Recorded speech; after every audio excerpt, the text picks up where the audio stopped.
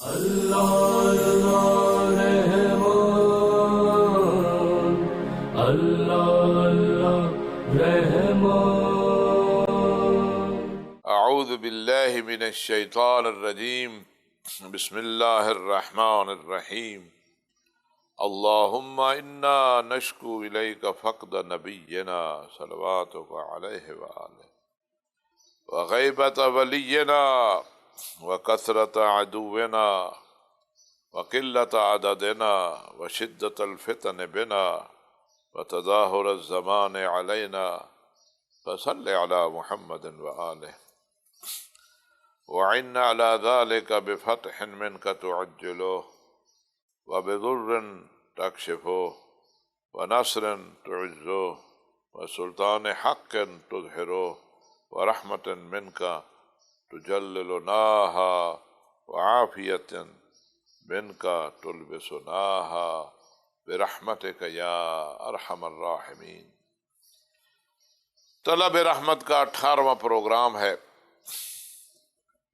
اور اب ہم شبہائے قدر کے قریب جا رہے ہیں، کیونکہ ماہ رمضان ہی کی ایک شان یہ ہے کہ اللہ تبارک و تعالی نے ماہ رمضان میں لیلۃ القدر کو رکھا ہے، اور لیلۃ القدر کی شان یہ ہے، قدر والی رات، شان والی رات،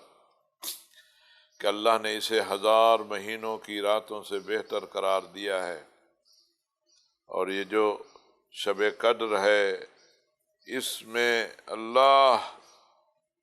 اپنے بندگان پر خصوصی کرم فرماتا ہے اور ان کی حاجات پوری کرتا ہے، اور جتنے ماہ رمضان میں گناہگاروں کو معافی ملی ہوتی ہے، شب قدر ہر آن ہر گھڑی اتنی مقدار میں معافی مل رہی ہوتی ہے۔ اور لیلۃ القدر کی شان اس حوالے سے ہے کہ اللہ تبارک و تعالی نے اپنا کلام اپنے حبیب مصطفیٰ محمد صلی اللہ علیہ وآلہ وسلم پر اسی رات اتارا۔ اور لیلۃ القدر اس حوالے سے بھی ہے کہ اس دن منصوبہ بندی ہوتی ہے پورے سال کی اللہ کی طرف سے۔ اللہ کی طرف سے تو اول کائنات سے لے کر آخر کائنات تک جو کچھ بھی ہے وہ پہلے سے منصوبہ بندی ہوئی ہے، ہر شے جو ہے وہ اندازے کے مطابق ہے، طے شدہ امر کے مطابق ہے، لیکن اللہ تبارک و تعالی ہر سال شب قدر میں وہ جو طے شدہ امور ہیں ان کا باقاعدہ اعلان ہوتا ہے، اور اللہ تبارک و تعالی کی طرف سے یہ اعلان ہے کہ شب قدر میں خدا اپنے علم ازلی کے تحت دعا مانگنے والوں کے لیے کوئی چیزیں تبدیلی بھی کر دیتا ہے، کیونکہ اللہ تبارک و تعالیٰ کے ہاں 2 قسم کی چیزیں ہیں، ایک لوح محو ہے اور ایک لوح محفوظ ہے۔ لوح محفوظ تو وہ ہے جس میں جو کچھ ہونا ہے وہی ہے، اور لوح محو وہ اثبات، اس میں مشروط چیزیں ہیں۔ مثلا ایک شخص کی عمر 40 سال ہے، لیکن اس میں شرط رکھ دی گئی ہے کہ اس نے فلاں کام کر لیا تو یہ اس کی عمر جو ہے یہ 80 سال ہو جائے گی۔ ایک شخص جو ہے اس کے لیے بیٹی مقدر میں ہے، لیکن لکھ دیا گیا ہے اس نے فلاں کام کر لیا تو اسے بیٹا بھی عطا ہو جائے گا۔ ایک شخص ہے اس کے لیے ماہانہ روزگار جو ہے مثلا 2000 روپیہ طے ہے، لیکن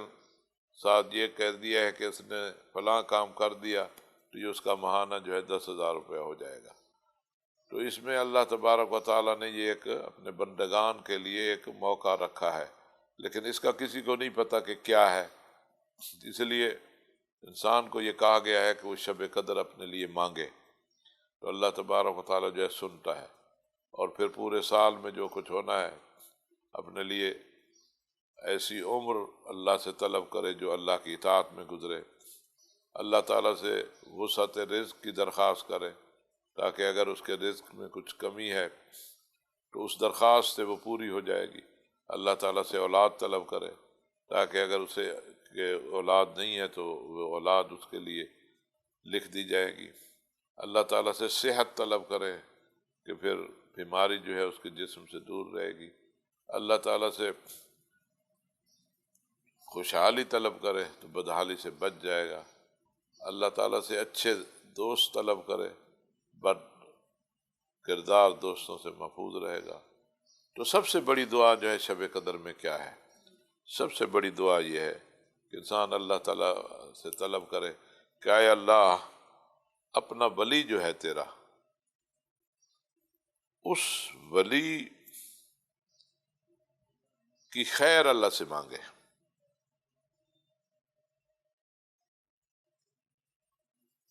اللہ سے اللہ کے ولی کی خیر طلب کرے، کہے اے اللہ اپنے ولی کی نصرت فرما، اے اللہ اپنے ولی کو لمبی عمر دے، اے اللہ اپنے ولی کے دشمنوں کو تباہ کر دے، اے اللہ اپنے ولی کے دشمنوں کی طاقت کمزوری میں بدل دے، اے اللہ اپنے ولی کو بڑی طاقت دے دے، اپنے ولی کے ناصران کی تعداد بڑھا دے۔ اللہ کا ولی امام مہدی علیہ السلام ہے۔ سب سے بڑی دعا یہ ہے کہ امام مہدی علیہ السلام کی سلامتی کے لیے، ان کی صحت کے لیے دعا کرنی چاہیے، اور یہ دعا جو ہے ضرور شب قدر میں پڑھیں، بلکہ ہر آن پڑھیں۔ اللہم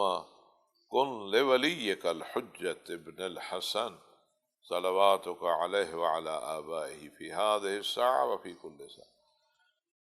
ولیاً وحافظاً وقائداً وناصراً ودلیلاً وعینا حتی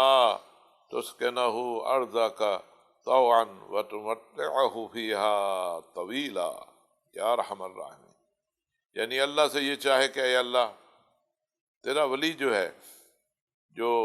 حسن عسکری علیہ السلام کا فرزند ہے، مہدی ہے،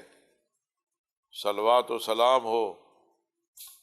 ان پر اور ان کے آباء و اجداد پر اور حضور پاک صلی اللہ علیہ وسلم پر،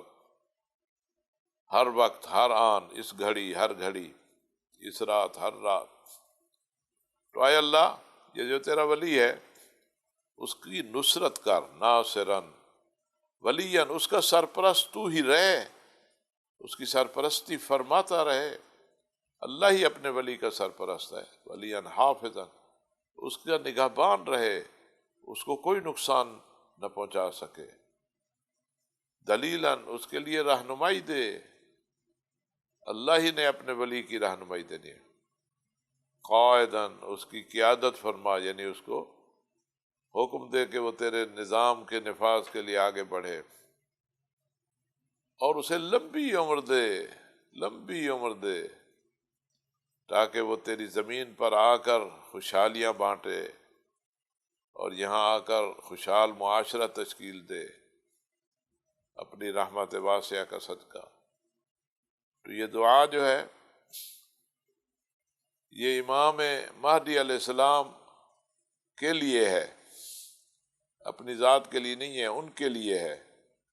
کون لولیک الحجت ولیاً حافظاً ناصراً قائداً دلیلاً عیناً، یعنی اے اللہ ان پر تیری نظر رہے، ان پر تیرا کرم رہے، تیری نصرت ان کے لیے ہو، وہ تیری حفاظت میں ہوں، ان کے دشمن تباہ ہوں،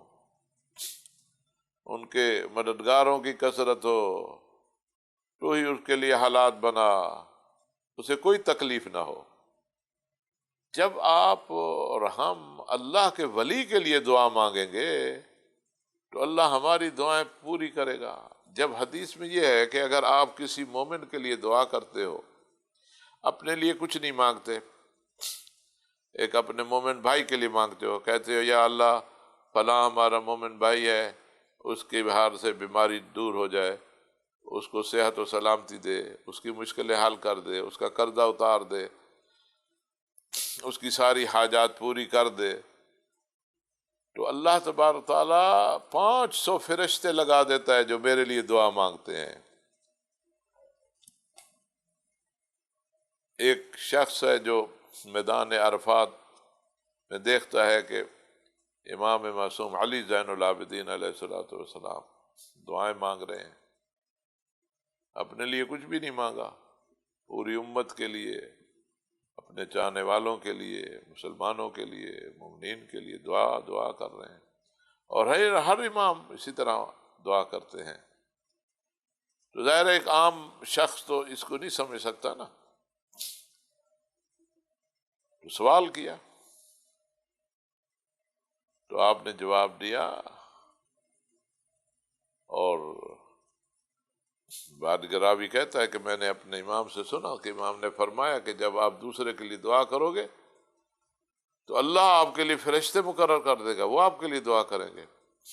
اسی لیے جو ائمہ کے پیروکار تھے، جو خاصان تھے، وہ میدان عرفات، روز عرفہ جو دعا کی قبولیت کی جگہ ہے، حتیٰ کہ یہ ہے کہ ماہ رمضان میں جن لوگوں کو معافی نہیں ملتی تو پھر پورا سال کوئی جگہ نہیں ہے جہاں انہیں معافی ملے، کوئی وقت نہیں ہے سوائے روز عرفہ کے، میدان عرفات کے، کہ وہاں پر پھر اللہ تبارک و تعالیٰ کی رحمت کا دروازہ کھلا ہوتا ہے، پھر وہاں پر اس کی دعا قبول ہو جاتی ہے، وہاں پھر اسے بخشش کا پروانہ مل سکتا ہے۔ یعنی جو کچھ شب قدر میں لکھا گیا ہوتا ہے تو اس میں تبدیلی آ سکتی ہے میدان عرفات میں، نئی درخواست دائر کر کے کہ اے اللہ میری یہ مشکل جو ہے حل کر دے، تو اللہ تبارک و تعالیٰ وہاں پر پیش کی گئی درخواست کو رد نہیں فرماتا۔ تو میدان عرفات میں کھڑے ہو کر بہت سارے خاصان، اصحاب، ائمہ اہل بیت علیہ السلام کے تھے، جو اپنے لیے نہیں، اپنے دوسرے اسلامی بھائیوں کے لیے، ایمانی بھائیوں کے لیے مانگتے تھے۔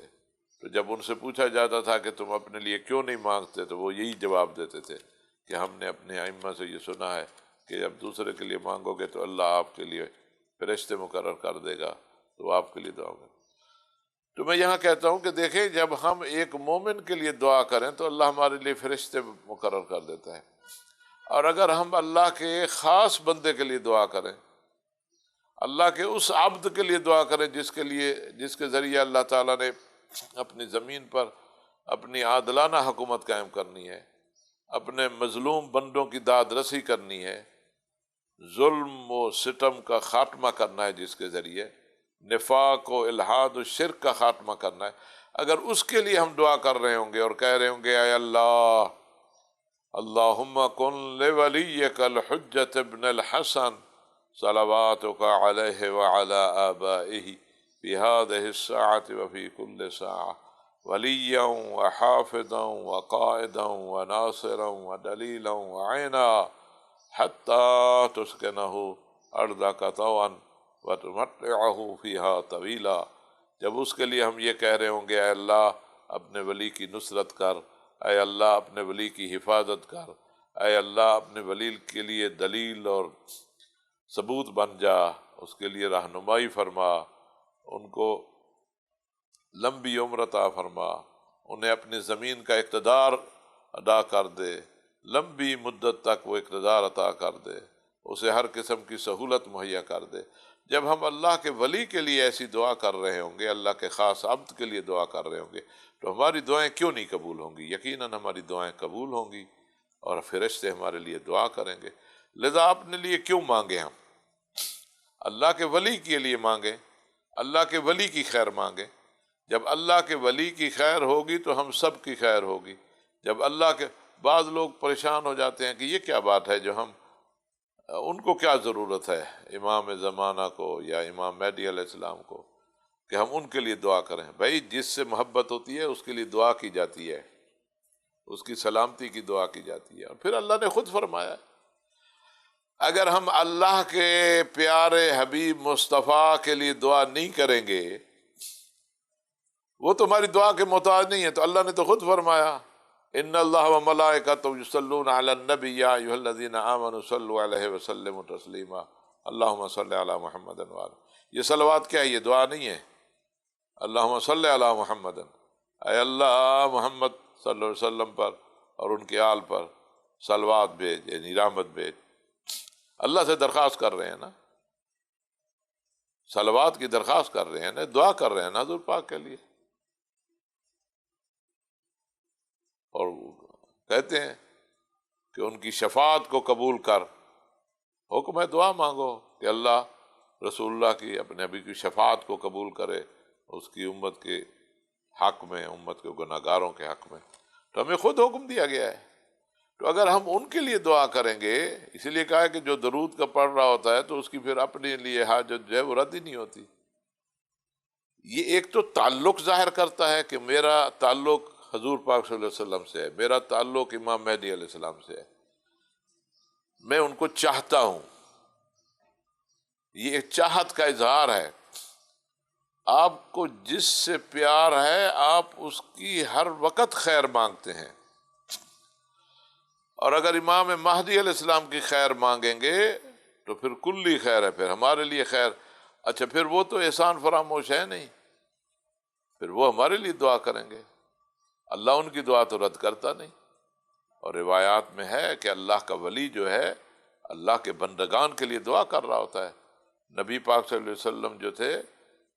اپنی امت کے گناہگاروں کے لیے دعا کرتے تھے۔ بی بی زہرا سلام اللہ علیہا دعا مانگ رہی تھیں، آپ کے بیٹے حسن مجتبیٰ علیہ السلام نے سوال کیا، اماں جان سب دعائیں جو ہیں دوسروں کے لیے مانگی ہیں، تو ہماری تعلیم کے لیے سمجھا دیا گیا کہ بی بی زہرا نے فرمایا الجار ثم الدار، پہلے ہمسایوں کے لیے پھر اپنے گھر کے لیے، یعنی بتا دیا گیا، یعنی بی بی زہرا سلام اللہ علیہا رسول پاک کی پیاری بیٹی، رسول پاک کی امت کے گناہگاروں کے لیے دعا کرتی ہیں۔ مولا حسن، مولا حسین امت کے گناہگاروں کے لیے دعا کرتے ہیں، سارے ائمہ دعا کرتے ہیں، خود امام مہدی علیہ السلام بھی دعا کرتے ہیں۔ اگر ہم امام مہدی علیہ السلام کے لیے دعا کریں گے، ان کی سلامتی چاہیں گے اور صبح و شام یہ دعا پڑھیں گے تو اس سے بڑی کوئی اور دعا ہے نہیں۔ یہ دعا گویا کہ اپنے لیے کر رہے ہیں، مگر سمجھ کا فرق ہے۔ ہم سمجھ رہے ہوتے ہیں کہ جب میں کہہ رہا ہوں یا اللہ مجھے شفا دے دے، یا اللہ میری اولاد کو صحت دے دے، یا اللہ میرے گھر میں امن دے دے، یا اللہ میری پریشانی دور کر دے، یا اللہ میرا قرضہ اتار دے، تو میں سمجھ رہا ہوتا ہوں کہ میں اپنے لیے دعا کر رہا ہوں۔ اور اگر یوں دعا مانگ رہا ہوں کہ اے اللہ اپنے ولی کو بھیج دے تاکہ تیرا ولی تیری زمین سے فساد ختم کر دے، فتنہ ختم کر دے، معاشی بحران ان کی آمد سے ختم ہو جائے، ان کی آمد سے افتراق و انتشار ختم ہو جائے، ان کی آمد سے بیماریاں ختم ہو جائیں، ان کی آمد سے پریشانیاں دور ہو جائیں، جب یہ مانگ رہا ہوں تو یہ سمجھو کہ میں اپنے لیے نہیں مانگ رہا، بھائی اپنے لیے ہی مانگ رہا ہوں۔ جب معاشرہ پورا اچھا ہو جائے گا تو مجھے تو خود بخود اچھائی ملے گی۔ اور جب اللہ کے ولی کے لیے دعا مانگوں گا کہ اے اللہ اپنے ولی امام مہدی علیہ السلام کی حفاظت فرما، اپنے ولی امام مہدی علیہ السلام کو صحت و سلامتی عطا کر، امام مہدی علیہ السلام کی مدد بن جا، امام مہدی علیہ السلام کے مددگاروں کی تعداد بڑھا دے، امام مہدی علیہ السلام کے مخالفین کو تباہ و برباد کر دے، ان کے منصوبے ناکام کر دے،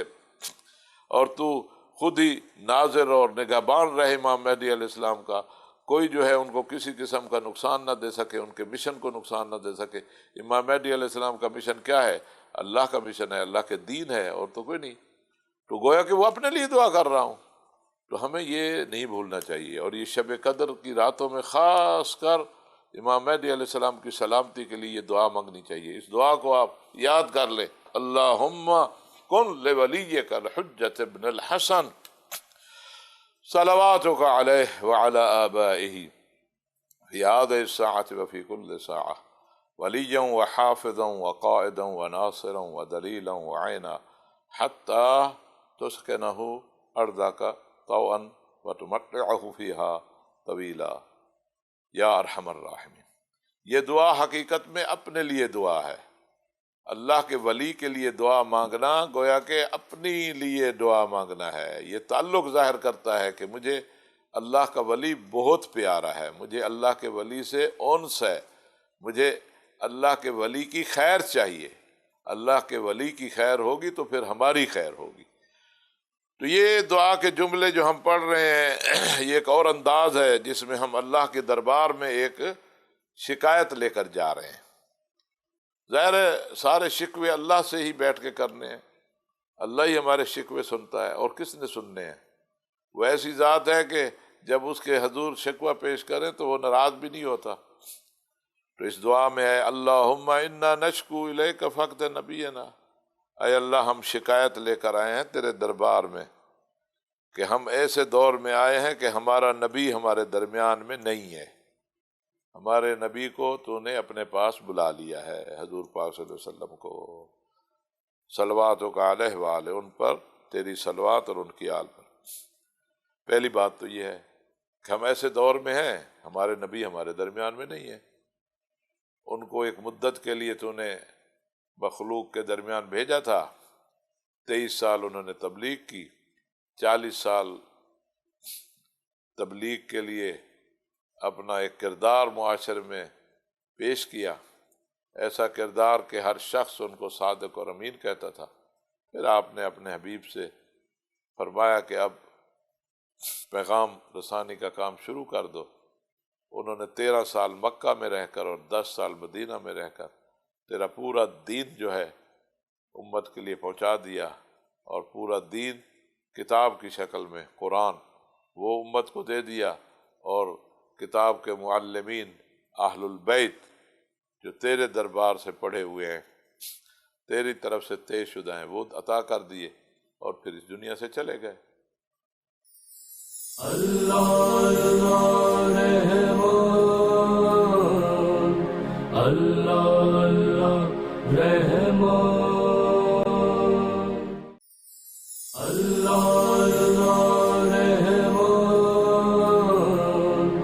اللہ اللہ رحمان۔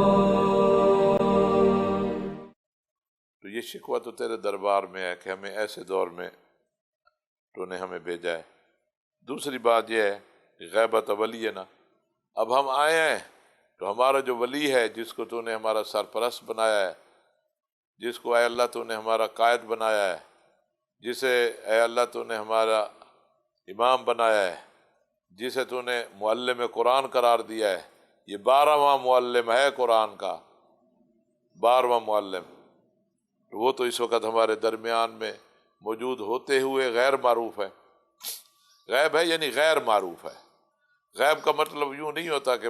نظر نہ آئے، وہ نظر آتا ہے لیکن غیر معروف ہے۔ ہمارے ولی جو ہیں وہ غیب ہیں، اس غیبت کی شکوہ تو ہم یا رب تیرے دربار میں کرتے ہیں۔ تیسری بات یہ کثرت عدو ہے نا، ہمارے دشمن بہت ہیں، ہر طرف ہمارے دشمن ہیں۔ بڑا دشمن ابلیس ہے، اور ابلیس نے اپنے اتنے بچے جنے ہیں، اتنے اپنے کرندے بنائے ہیں کہ جدھر جائیں ادھر ہی تیرے دشمن ہے یا اللہ، جدھر جائیں تیری مخالفت ہو رہی ہے، جدھر جائیں تیری زمین پر تیرا کھا کر تیرے خلاف ہیں، اور ہم بھٹکے ہوئے ہیں۔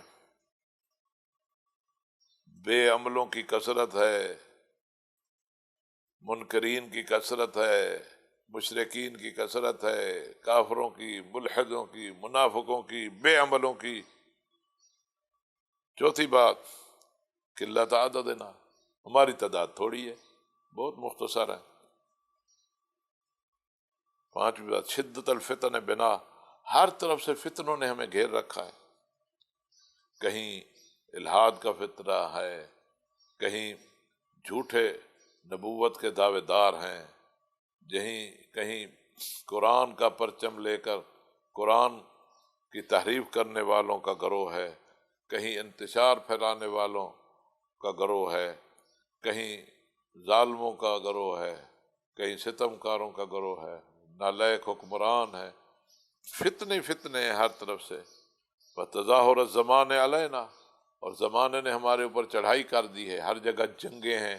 ہر جگہ مسلم کے خون کی روانی ہے، ہر جگہ مسلمان کا خون بہہ رہا ہے، مسلمان استحصال کا شکار ہیں، مسلمانوں پر ہی دباؤ ہے، مسلمانوں پر ہی سارا بوجھ ہے،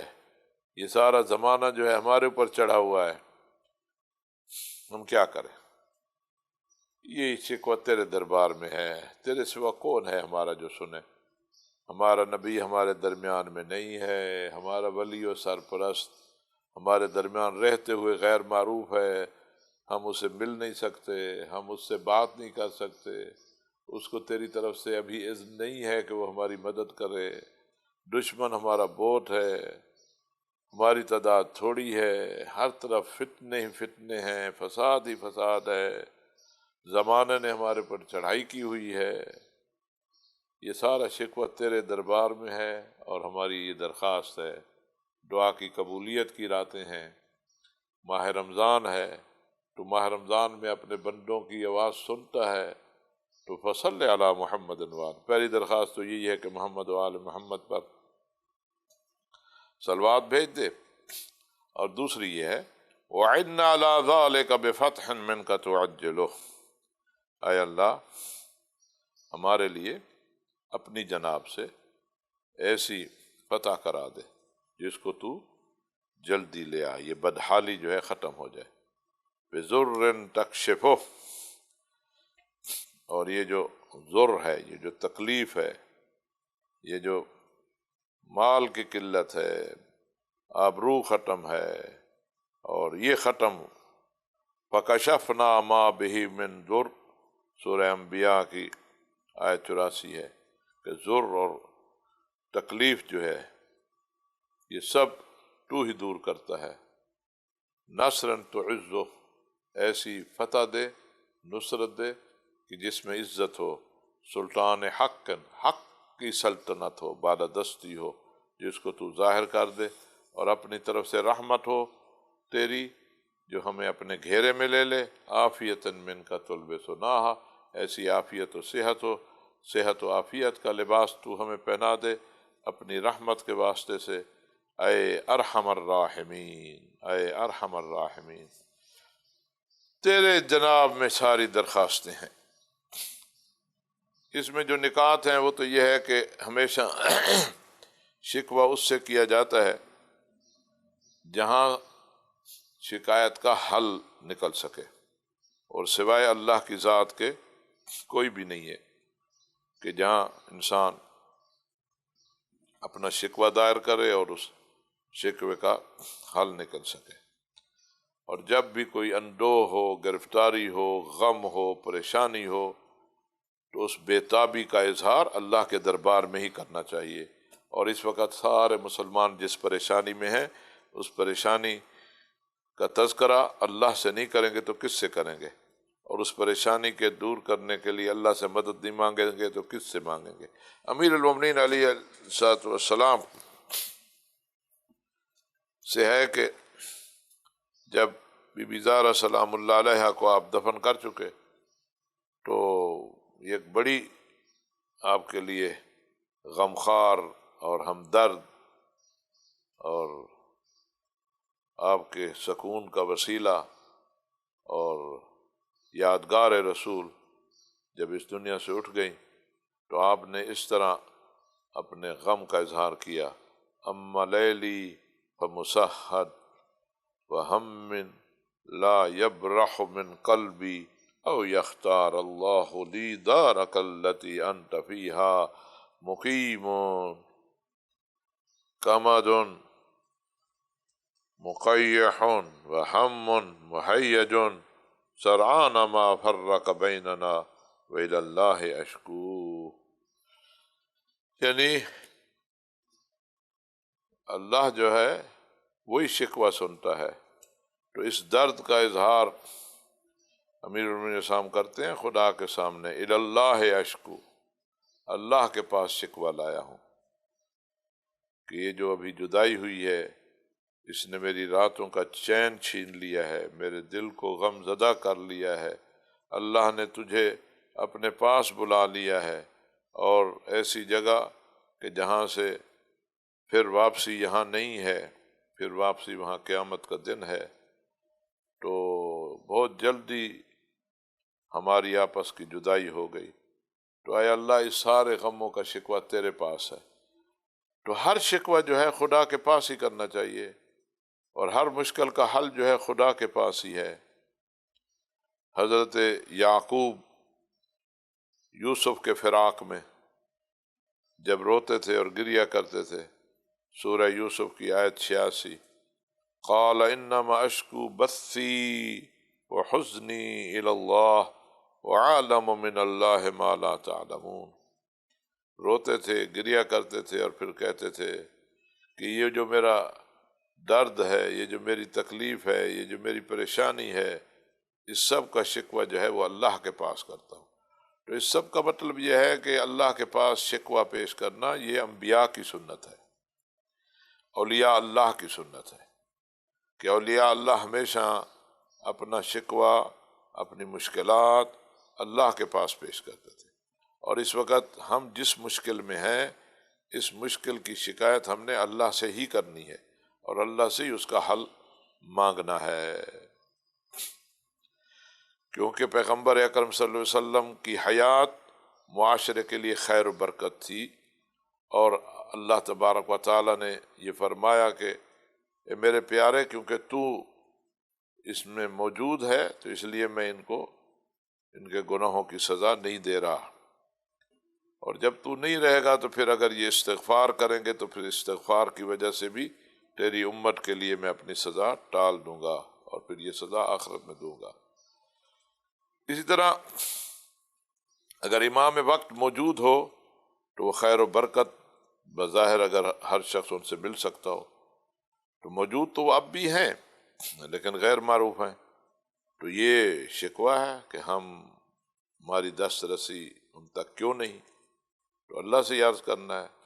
کہ ایسے حالات بنا دے کہ ہم انہیں آسانی سے مل بھی سکیں، ان سے بات بھی کر سکیں، اپنی مشکلات ان کے پاس پیش کر سکیں، اور فتنے جو ہیں ان فتنوں کا تذکرہ، یعنی جو سختیاں ہیں، جو مشکلات ہیں، مادی مشکلات، روحانی مشکلات، صحیح اسلام پر چلنے کے لیے مواقع نہیں ہیں، اور اسلام کے جو احکام ہیں اس حوالے سے پریشانی ہے، اور یہ سب فتن ہی فتن ہیں، تو باطل جو ہے وہ چڑھائی کیے ہوئے ہوئے، تو اس کا شکوہ اللہ کے حضور ہے۔ کفر کا محاذ ایک سائڈ پہ، منافقت کا محاذ دوسرا، پھر دشمنوں کی عددی کثرت، پھر ان کی اسلحہ اور ظاہری طاقت ان کی، اور جو اللہ کے نظام کی بالادستی کے منتظر ہیں، جو اللہ کے نظام اسلام کا نفاذ چاہتے ہیں، ان کی ظاہری حالت کمزور ہے، تعداد بھی تھوڑی ہے، اور صحیح طریقے سے بھی چلنے پہ عاجز ہیں، تو ان حالات میں اللہ سے درخواست ہے کہ اے اللہ ہماری نصرت فرما دے، کوئی ایسے حالات جلدی بنا دے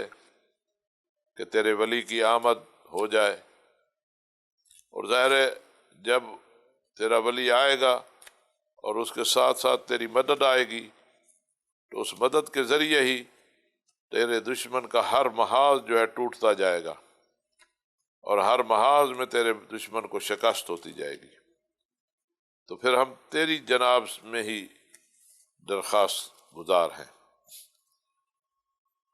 امام مہدی علیہ السلام کے خط کا پھر حوالہ دیتے ہیں کہ جو اللہ کا نمائندہ ہوتا ہے، اللہ جسے اپنی نمائندگی عطا کرتا ہے، وہ نمائندہ جو ہے اللہ کے بندگان کے لیے ان کی حفاظت کا ذمہ دار ہوتا ہے۔ اس لیے امام علیہ الصلوۃ والسلام نے فرمایا ان غیر محملین لمراعاتکم ولا ناسین لذکرکم ولولا ذلک لنزل بکم الاباح واستلقمکم الاعداء۔ فرمایا کہ تمہارا خیال رکھنا، تمہاری رعایت، راعی کہتے ہیں گڈریے کو جو اپنے ریوڑ کی حفاظت کر رہا ہوتا ہے، اور انسانوں پر اللہ کا ولی جو ہے وہ نگہبان ہوتا ہے، وہی ان کی حفاظت کر رہا ہوتا ہے اور ان کی رعایت کر رہا ہوتا ہے۔ راعی رعیت، نبی حضور پاک صلی اللہ علیہ وسلم ہی راعی تھے اپنی امت کے نگہبان تھے، اپنی امت کا لحاظ رکھنے والے تھے، اور ان کے بعد ان کے اوصیاء، اور آج ان کے 12ویں وصی امام مہدی علیہ السلام ہیں۔ ہم امام مہدی علیہ السلام کی رعایت میں ہیں، ان کی حفاظت میں ہیں، اور اللہ نے یہ ذمہ داری ان کو دی ہے۔ کسی بندے کی دی ہوئی نہیں ہے۔ اسی بات کو امام مہدی علیہ السلام اپنے خط میں تحریر کرتے ہیں کہ یہ جو ہماری ذمہ داری ہے وہ ہم پردہ غیبت میں رہ کر، یعنی تمہارے درمیان میں اس طرح نہ آ کر کے تم ہمیں پہچان لو اور براہ راست ہم سے اپنے مسائل پیش کرو اور اس کا حل لو، پھر بھی ہم تمہارا خیال رکھے ہوئے ہیں، تمہیں یاد رکھتے ہیں، تمہیں بھولے نہیں ہیں۔ اور اگر ہم نے ایسا نہ کیا ہوتا اور تمہیں اللہ تعالیٰ نے ہماری حفاظت میں نہ دیا ہوتا اور اللہ کا یہ نظام نہ ہوتا تو یہ جو دشمن ہے، ظاہر ہے تو ان دشمنوں کے ہوتے ہوئے تو پھر اسلام کا نام و نشان ختم ہو جانا چاہیے تھا۔ اسلام کا باقی رہنا، حق کی آواز کا موجود رہنا، یہ اس بات کی دلیل ہے کہ اللہ کی طرف سے حفاظت کا انتظام ہے اور کوئی نگہبان، کوئی ولی اللہ کا موجود ہے، جس کی وجہ سے اللہ کا دین بھی موجود ہے، اللہ کے دین کی آواز بھی موجود ہے۔ اور وہ وقت جلد آ جائے گا کہ جب اللہ کے نظام کی بالادستی عملی طور پر ہوگی اور اللہ کا ولی جو ہے میدان میں اترے گا اور میدان میں اتر کر تمام دشمنوں کو شکست دے گا اور اللہ کے نظام کی بالادستی جو ہے قائم کرے گا۔ ہر مسلمان جو ہے وہ اسی آرزو میں زندہ ہے، اور ہر مسلمان کو یہ یقین کرنا چاہیے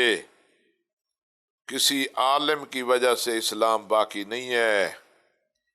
میری کتابیں لکھنے سے اسلام باقی نہیں ہے، میری تقریروں کی وجہ سے اسلام باقی نہیں ہے۔ کوئی یہ نہ سوچے کہ ہم اسلام کو باقی رکھنے کا سبب ہیں، نہ کوئی حکمران یہ سمجھے کہ ہم اللہ کے نظام کے محافظ ہیں۔ اللہ اپنے نظام کا محافظ خود ہے، اللہ اپنے نظام اور اپنے دین کا نگہبان خود ہے۔ اللہ نے اپنے دین کی بقا کے لیے اپنے ولی کو رکھا ہوا ہے، اور اللہ کا ولی جو ہے وہی اللہ کے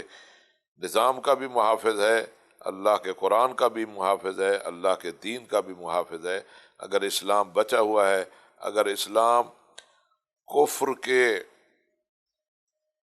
گھروں میں بھی داخل ہو رہا ہے،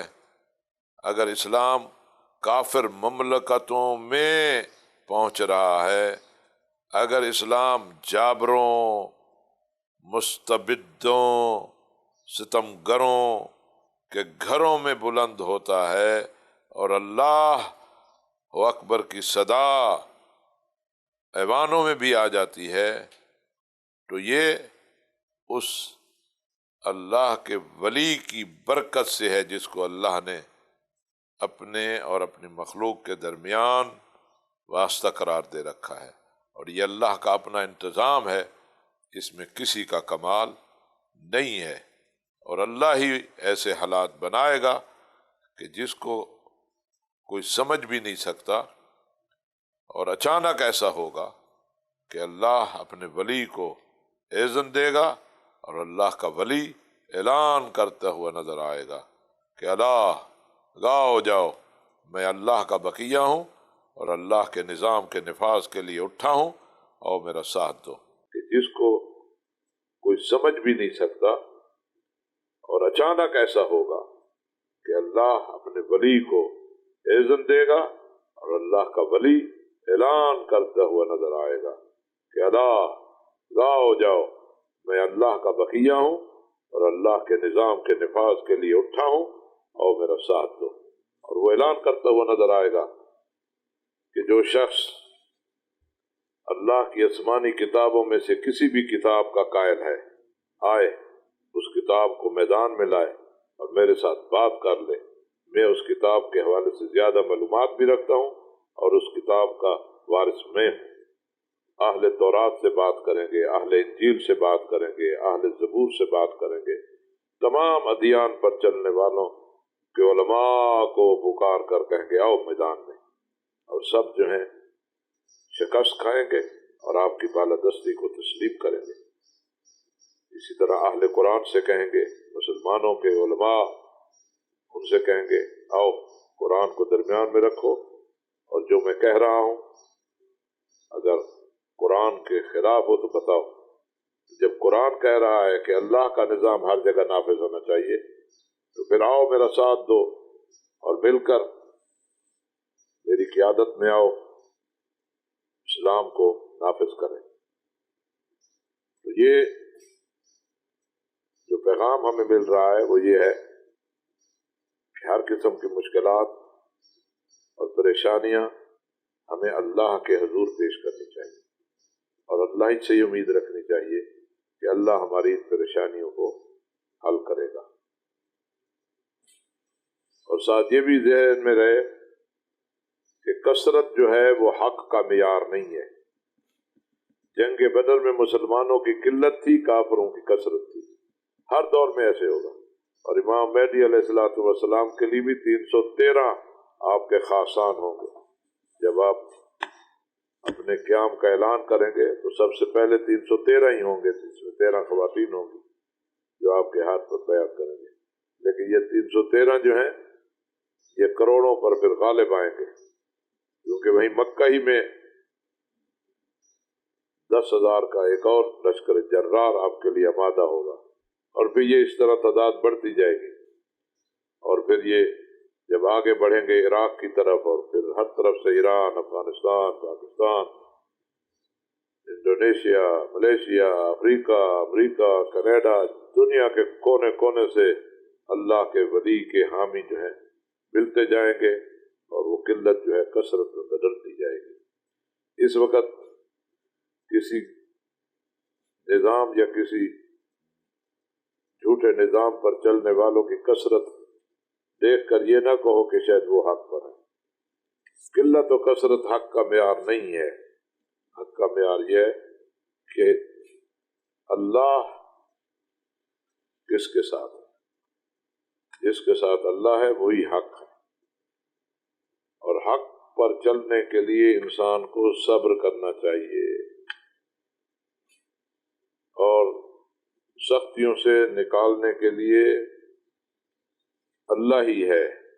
اور اللہ سے ہی مدد لینی چاہیے۔ اور یہ بھی ذہن میں رہے کہ مشکلات جو ہیں آخری دور میں بہت زیادہ ہونی ہے، اور آخری زمانہ جو ہے وہ مشکلات سے بھرا ہوا زمانہ ہے، اور اس میں ہر طرف سے فتنے ہیں، بھٹکانے کے اسباب بہت زیادہ ہیں، گمراہی کے اسباب زیادہ ہیں۔ اس میں اپنے آپ کو بچانا اور اپنے آپ کو دین پر قائم رکھنا سب سے بڑا جہاد ہے۔ اللہ تبارک و تعالیٰ سے دعا ہے کہ خداوند تبارک و تعالیٰ ہمیں دین اسلام پر قائم رکھے، اور دین اسلام سے ہمیں بھٹکنے نہ دے، اور جو دین اسلام کے مخالفین ہیں ان کا مقابلہ کرنے کی ہمیں توفیق دے، ہمیں سمجھ دے، اور ہمیں یہ توفیق دے کہ ہم اللہ کے ولی کی معرفت حاصل کریں، امام زمانہ امام مہدی علیہ السلام کی معرفت حاصل کریں۔ اور پھر ہم اللہ سے یہی دعا کرتے ہیں، اللہم کن لولیک الحجۃ ابن الحسن صلواتک علیہ وعلی آبائہ بهذه الساعة وفي كل ساعة وليا وحافظا وقائدا وناصرا ودليلا وعينا حتى تسكنه أرضك طوعا وتمتعه فيها طويلا يا أرحم الراحمين اللهم عجل لوليك الفرج۔ الحمدللہ، اللہ نے ہمیں توفیق دی، اور ہم نے ماہ رمضان کی ایک اہم دعا جو کہ دعا افتتاح ہے، اس کی مختصر تشریح جو ہے آپ کے سامنے پیش کی ہے۔ اللہ سے دعا ہے کہ خداوند تبارک و تعالی ہماری اس سعی کو قبول کرے، اور جو بیانات مطالب بیان کیے گئے ہیں ان مطالب پہ ہمیں خود بھی عمل کی توفیق دے، اور جہاں جہاں پر یہ آواز جائے سننے والوں کو بھی اللہ توفیق دے کہ اس پر عمل کریں۔ اور اللہ سے پھر یہی دعا ہے کہ اے اللہ اپنے ولی کی مدد فرما، اے اللہ اپنے ولی مہدی کی حفاظت فرما، اے اللہ اپنے ولی مہدی کے لیے حالات بنا دے کہ وہ آ کر تیری زمین پر تیرے نظام کو نافذ کرے۔ اے اللہ اپنے ولی پر خود ہی ناظر رہے، خود ہی ان کا نگہبان رہے، ان کو لمبی عمر عطا کرے، اور انہیں اپنی زمین پر اقتدار عطا کر، اور ہمیں ان کا ساتھ دینے کی توفیق دے، ہمیں ان کی سلامتی چاہنے والوں میں سے قرار دے، اور ان کے ذریعے ہی ہماری ساری پریشانیاں، مسلمانوں کے ساری مشکلات ان کے ذریعے حل کر دے، اور اس زمین پر اپنے عدل کے نفاذ کے اسباب جلد پورے کر دے، اور ہمیں ان لوگوں میں سے قرار دے کہ جو تیرے نظام کی بالادستی کے لیے کام کرنے والے ہیں، ان میں سے قرار نہ دے جو تیرے نظام کی تباہی کا سبب بنتے ہیں، جو تیرے دین کو نقصان پہنچانے کا ذریعہ بنتے ہیں۔ اللہم عجل لولیک الفرج واجعلنا من انصارہ وعوانہ ولا تجعلنا من مخالفیہ ومعاندیہ برحمتک یا ارحم الراحمین۔ اللہ اللہ رحم